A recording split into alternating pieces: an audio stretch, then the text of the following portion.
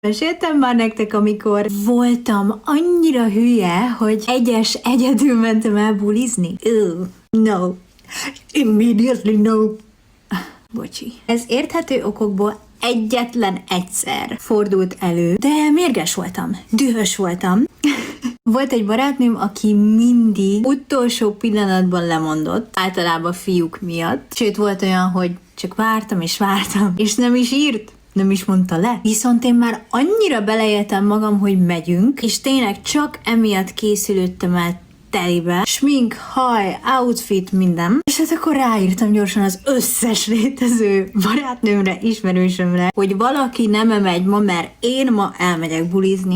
Hát sokan már nyilvánvalóan aludtak, úgyhogy volt, aki csak másnap reggel válaszolt, volt, aki megírt, hogy ma? Biztos, hogy nem. Már volt bennem egy-két egység, mondom, tudjátok mit? Akkor én elmentem egyedül, hello!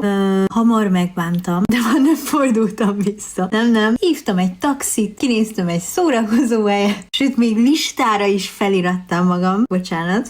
Odaértem, beálltam a listás sorba. Full egyedül, de ez hihetetlen, hogy ezt megcsináltam. Most meg a bevásárlóközpontba szorongok, érted?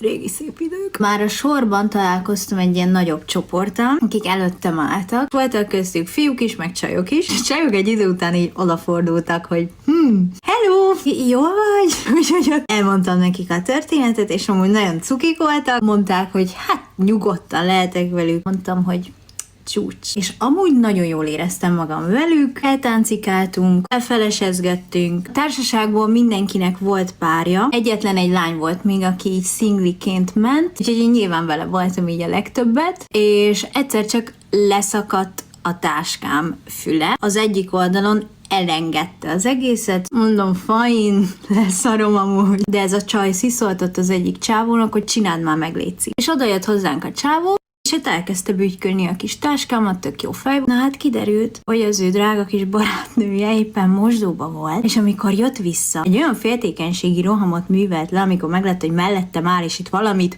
csinál. Esküszöm nektek, azt hittem, hogy megtép. És hiába próbáltuk ott 5-en elmagyarázni neki, hogy teljesen félreértés, hogy amúgy mi történik. Meg se hallotta, hát ő veszekedni akart, és nagyon durva szavakkal illetett, hát ő is már jól volt, gondolom. És akkor ott jött el nekem az a pont, hogy mondom, köszönöm szépen, akkor sziasztok! És ott tudtam, hogy soha többet. Hazamentem, és lefeküdtem. Ne menjetek egyedül bulizni.